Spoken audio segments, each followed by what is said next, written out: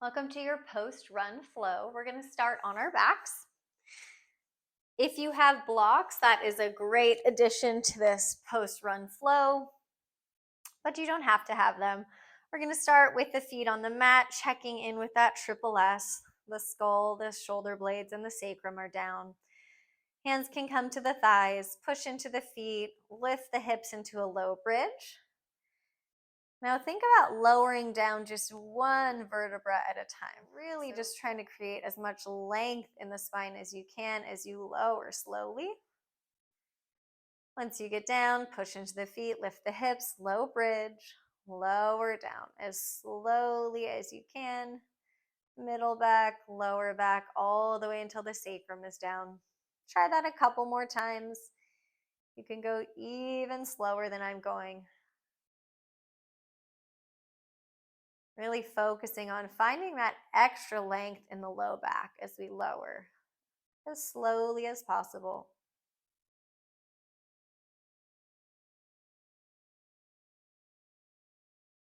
Once you finish your last one, you can come on up to quadruped, coming to hands and knees.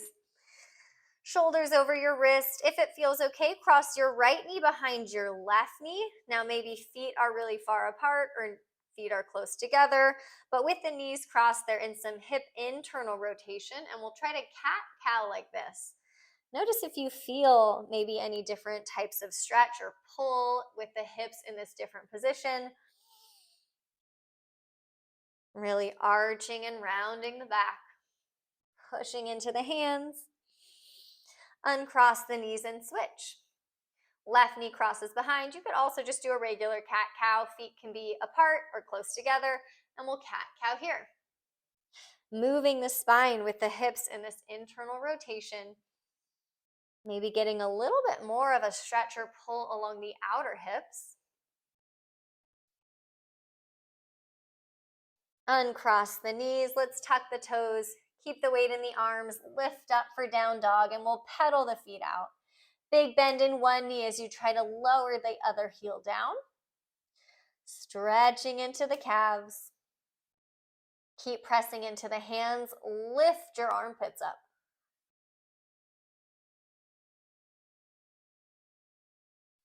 Giving the feet a little movement as well. Let's lower the knees down. Right foot will step through. Left knee down, 90-90 lunge. Now you can keep the top of the left foot down or you can tuck the toes. But we are going to keep that left glute nice and firm as we just roll the shoulders back one at a time. Moving the shoulder blades, you can add a little bit of that rotation in the ribs, but keep it out of the low back.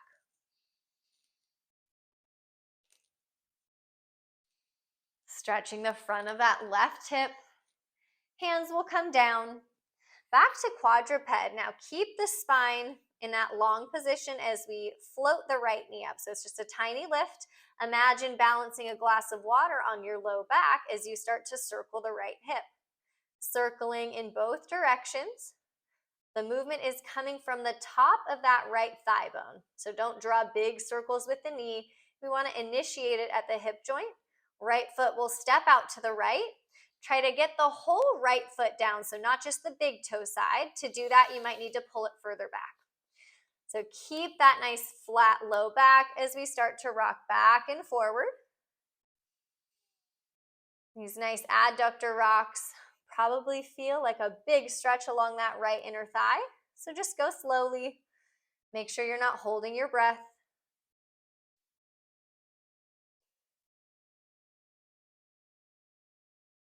Bring it back into quadruped. Switching sides, left foot steps through, right knee is down for that 90-90 lunge. Check your posture, roll the shoulders back one at a time. Keep pushing that right glute forward. So you want to stay active in that bottom hip, freeing up any tension in the upper back. Hands come down, quadruped, but keep that left knee off the ground. Without moving the low back or the spine, circle that left hip. So you can kind of picture that left thigh bone like you're stirring a straw in a cup. You want to be able to move the hip without turning in the pelvis, which would look like moving in the low back. Left foot steps out to the left, parallel the left foot, pull it as far back as you need to keep that left foot flat on the ground as we rock back and maybe forward. If that feels good, to let the shoulders go over the wrist. That's getting into some wrist extension, so if that doesn't feel good, just rock the hips back. Push into the outer edge of that left foot.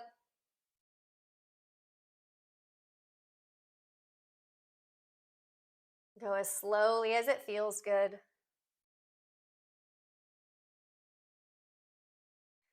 Lower that left knee down.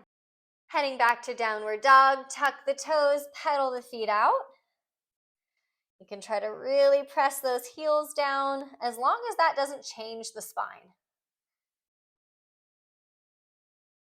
Staying strong in the arms, not letting the chest drop down. Lower the knees, right foot steps through. Left hand is going to stay down. I'm going to use a block. I think that's really nice to keep the spine long.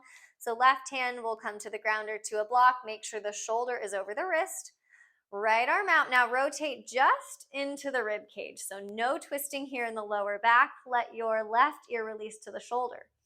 You can stick with this. You can reach your right arm forward toward the front of the mat if that feels like a nice pull in the side body. Now, if you want to go a little bit more, you can push into the left toes, lift the left knee, but don't twist in the low back. So if that starts to feel uncomfortable at all, lower the knee back down.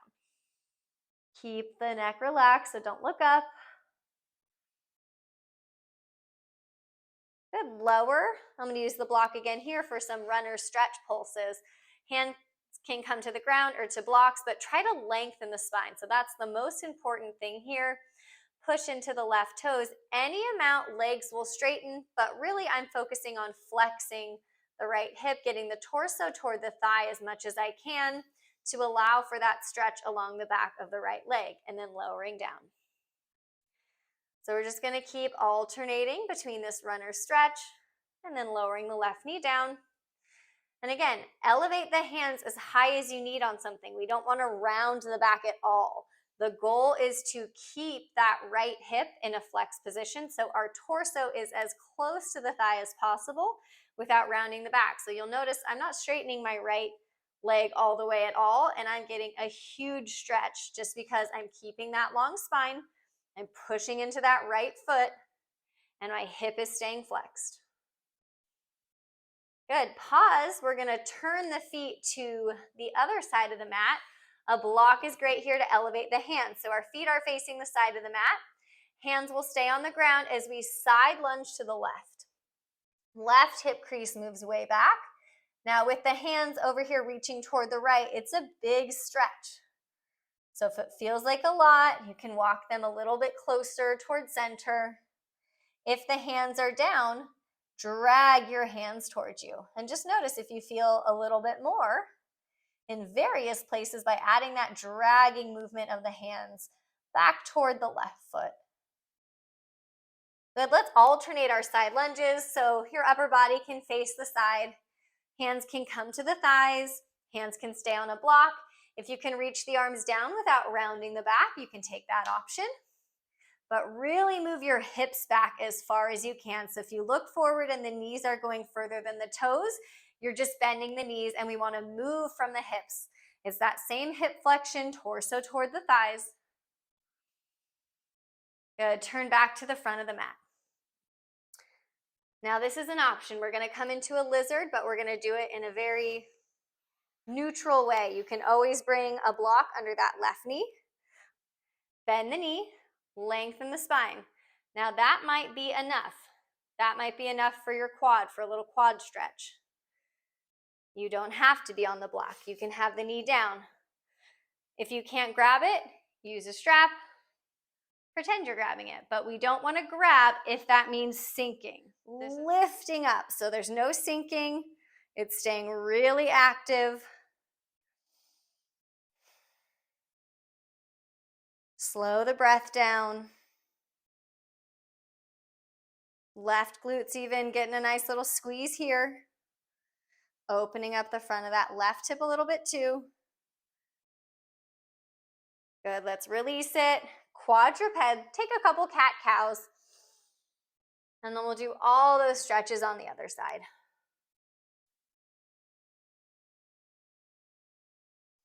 Left foot steps through, low lunge. Toes can be tucked or untucked. Right hand can be up on a block or down on the ground. Left arm out, rotate through the ribs to the left. Don't let any of the turning happen in the low back. Right ear releases toward the shoulder. Stick with this or reach your left arm forward toward the front of the mat. If it were to feel good, push into those right toes, lift the right knee. Reach back through that right heel. Stretching into that left side body. Hands come down, right knee comes down into those runner stretch pulses. You can be on fingertips, you can be on palms or up on a block. Any amount will lift up. Torso tries to stay as close to that left thigh as possible, and then lower down. So we're not rounding the back. Push into that left foot, lengthen the spine, torso toward the left thigh. Good, go at any pace. Coming into that left hamstring stretch, and then easing out of it. Make sure your hips feel level, so one hip is not further up or way further back. The pelvis is staying neutral. Now as you lift, we'll turn our feet over to the right. Hands stay as close toward the left foot as possible as we side lunge to the right. So we're bending into the right knee, but our right hip is sitting way back. Have the hands elevated as much as you need. Maybe add that action of dragging the hands back toward the right foot. They're not actually going to move, but we're just going to get that energetic dragging feeling of the hands. Notice what you feel in the right side body. Maybe you're getting a good stretch into that left inner thigh. Then bring the torso to center. Side lunges alternating at any pace. Hands can be higher up on the legs, but really move those hips back. Torso's coming toward the thigh. We're not rounding.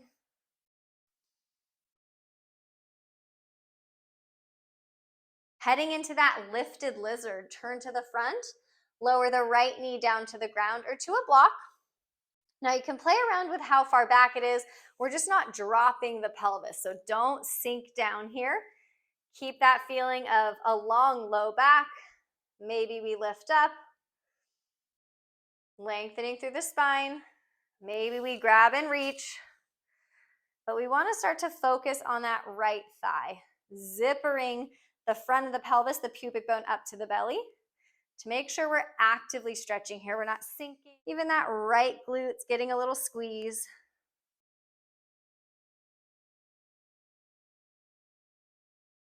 Release it down. We're going to head onto our back.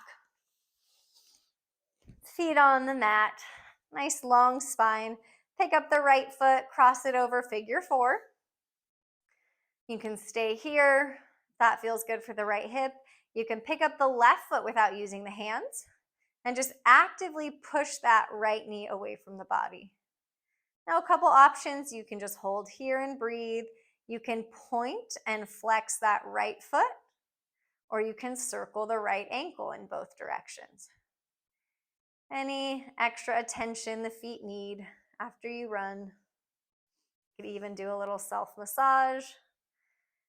Taking the hands and just gently working them into the fascia at the bottom of the feet. Let's release it down. Flex the left foot, cross it over, figure four. Keep the low back down, stay here, or pick up the right foot without using the hands, going a little bit deeper into that left hip stretch. Stay. You can point and flex the left foot. You can circle the ankle.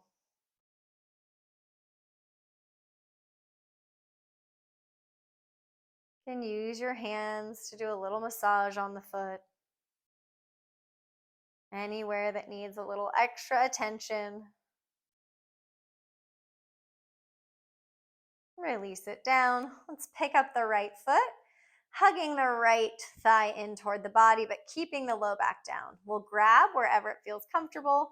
Maybe it's the knee, the shin, behind the thigh, and really just hug that thigh in. So coming into some passive hip flexion, you can stick with this, or you can start to slide the left leg out long, but don't let the low back arch.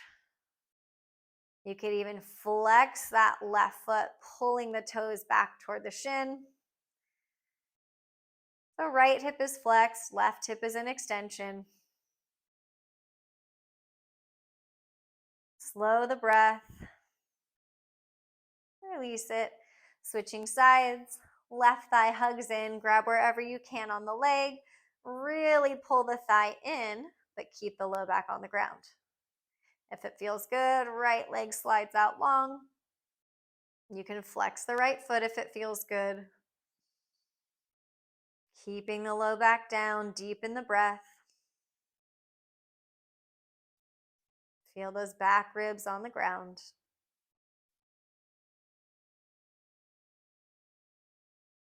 Release it down. You can take any extra stretches or movements, maybe pausing here with your eyes closed for as long as you'd like, or get up and get moving.